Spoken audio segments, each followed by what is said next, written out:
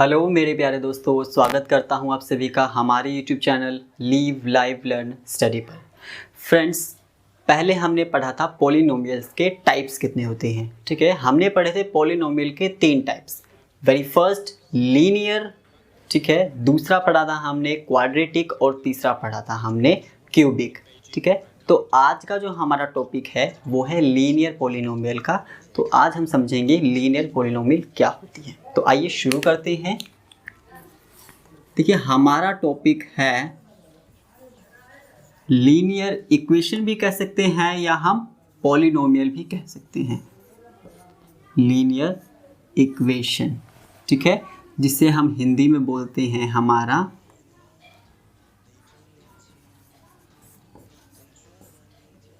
रैखिक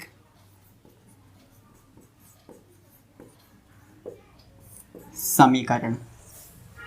ठीक है, रैखिक समीकरण समझ में आ गया। देखिए, रैखिक समीकरण की हमारे रैखिक समीकरण में दोनों ही चर इस्तेमाल किए जाते हैं। दोनों ही चर कौन से? x और y। ये दोनों ही चर इस्तेमाल किए जाते हैं और इन दोनों को कंबाइन करके हमारे पास जो इसकी फॉर्म आती है, जो इसका रूप आता है वो क्या है कि ax by plus c is equal to 0। हमारे रैखिक समीकरण का रूप कुछ इस तरीके का होता है। फॉर एग्जाम्पल, मैंने लिखा 7x 5y plus 8 is equal to 0। तो ये क्या है? हमारा एक रैखिक समीकरण है। सभी को यहाँ तक समझ में आ गया? आगे बढ़ते हैं।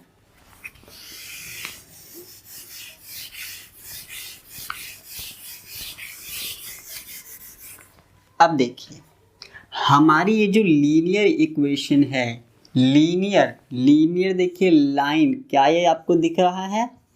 लाइन है ना, लीनियर बना है लाइन से मिलकर। तो टोटली जो लीनियर इक्वेशन है वो डिपेंड किस पर करती है कि हमारी जो लाइन है वो किस तरह की है। ठीक है, लाइन यानी हमारी जो रेखा है या रेखाएं हैं, है ना, वो कैसी है। समझ में आ गया? वो कैसी है ये उस पर डिपेंड करती है। कौन? Linear equation. समझ में आ गया यहाँ तक? अब देखिए, उसके बाद हमारे पास, देखिए, मैंने आप लोगों को अभी पिछले में बताया था कि अगर आपको ज़रूरी नहीं है कि आपको सिर्फ एक ही रैखिक समीकरण दिया जाए, आपको एक से ज़्यादा यानी 2 समीकरण भी दिए जा सकते हैं। तो उन्हें आप किस तरीके से करेंगे? आपको दिया जाता है जैसे a1x plus b1y plus c is equal to 0। ये तो होगी पहली। दूसरी आपको देंगे a2, क्योंकि ये पहली है और ये दूसरी, a2x प्लस b2y प्लस, यहाँ c1 कर दीजिए, यहाँ c2 कर दीजिए 0। कुछ इस तरह की। तो दैट इज योर, ये आपका पहला समीकरण और ये आपका दूसरा समीकरण। समझ में आ गया यहाँ तक? उसके बाद देखिए, आपके ये जो a1 b1 c1 दिए हुए हैं, यानी आपके a1 a2 b1 b2 c1 c2, ये सारे क्या हैं आपके? ये सारे आपके क्या हैं? रियल नंबर्स हैं। समझ में आ गया सभी को? इसमें देखिए, a1 का स्क्वायर प्लस b1 का स्क्वायर कभी भी आपका 0 के इक्वल नहीं होना चाहिए, या आपका a2 का स्क्वायर प्लस b2 का स्क्वायर कभी भी 0 के इक्वल नहीं होना चाहिए। ये कुछ रूल है, बेसिक कंसेप्ट है जो आप लोगों को हमेशा याद रखने हैं। ठीक है, जब भी आप इस तरह के यानी लीनियर इक्वेशन को, क्वेश्चंस को सॉल्व करने जा रहे हैं, रैखिक समीकरण के प्रश्नों को हल करने जा रहे हैं, तो ये रूल्स कुछ आपको याद रखने हैं अपने माइंड में। ठीक है, आइए आगे बढ़ते हैं।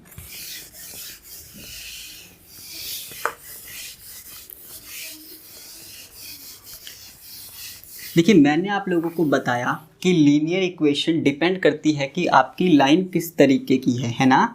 तो देखिए आपकी जो लाइन है लीनियर इक्वेशन में वो कितने तरह की होती है। आपकी जो लाइन है वो 3 तरह की होती है। सबसे पहले होती है आपकी प्रतिच्छेद करती हुई रेखाएं, ठीक है। दूसरी आपकी होती हैं समांतर रेखाएं, ठीक है। और जो तीसरी होती हैं वो होती हैं संपाती रेखाएं, ठीक है।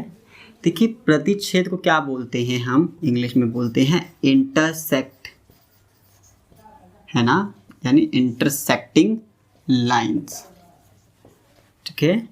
समांतर को क्या बोलते हैं हम,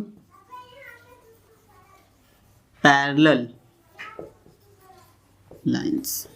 संपाती को क्या बोलते हैं, कोइंसिडेंट लाइन, ठीक है, लाइन या कोइंसिडेंट है, ठीक है। तो देखिए ये 3 तरह की लाइंस होती हैं। तो सबसे पहले पढ़ते हैं प्रतिच्छेद करती हुई रेखाएं कि प्रतिच्छेद करती हुई रेखाएं क्या होती हैं, ठीक है। देखिए प्रतिच्छेद करती हुई रेखाएं क्या होती हैं, जब भी 2 लाइनें, सपोज एक लाइन ये है और एक लाइन ये है, ये दोनों एक दूसरे के प्रतिच्छेद का मतलब क्या होता है, जब वो एक दूसरे को काट रही होती हैं एक पॉइंट पर, ठीक है। देखिए एक लाइन ये है, एक लाइन ये है और एक लाइन ये है, दोनों क्या कर रही हैं, एक दूसरे को काट रही हैं, है ना, एक पॉइंट पर। तो ये क्या कर रही हैं, रेखाएं प्रतिच्छेद कर रही है, एक दूसरे को काट रही हैं, इंटरसेक्ट कर रही हैं, ठीक है। तो इस सिचुएशन में क्या होता है, आपका A1 बाय A2 और B1 बाय B2 कभी भी इक्वल नहीं होते हैं। समझ में आ गया।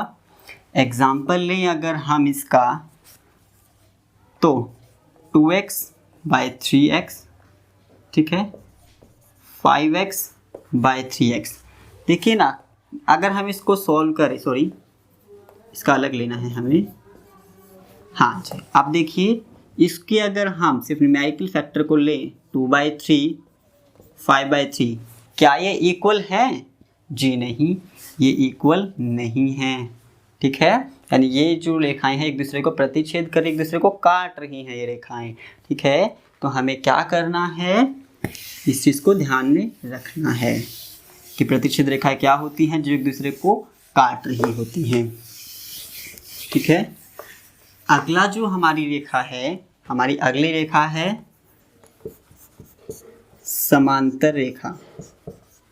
कौन सी, समांतर रेखा है, इंग्लिश में जिसे हम बोलते हैं क्या, पैरेलल लाइंस, ठीक है। पैरेलल लाइन क्या होती है, जो एक दूसरे के समांतर होती हैं, ठीक है, एक दूसरे के आमने सामने होती हैं, समान रेखाएं होती हैं, ठीक है, जिनमें समान अंतर होता है, ठीक है, जिसे हम बोलते हैं हमारी पैरेलल लाइंस, ठीक है। जिसमें क्या होती है कि 2x 5y और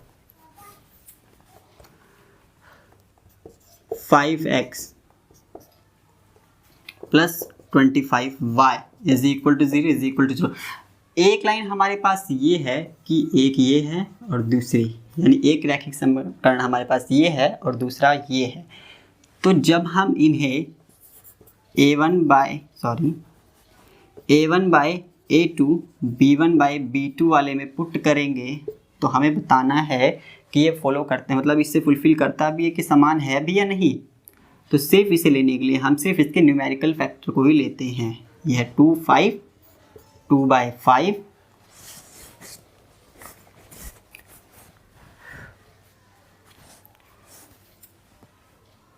सॉरी, इसको यहाँ पर हम ले लेते हैं सिर्फ x, ठीक है, इसको हम ले लेते हैं सिर्फ x। तो देखिए x की वैल्यू हमारे पास हमेशा होगी 1, ठीक है। उसके बाद बराबर 5 और 25, 5/25। तो अब देखिए 1/5 ये है और 5 एकम 5, 5×5 = 25। तो 1/5 1/5 ये दोनों बराबर है, यानी ये क्या है, समांतर है, एक दूसरे के समान है। ये कौन सी रेखाएं कहलाती हैं, समांतर रेखा यानी पैरेलल लाइंस कहलाती हैं, ठीक है। अगला देखिए,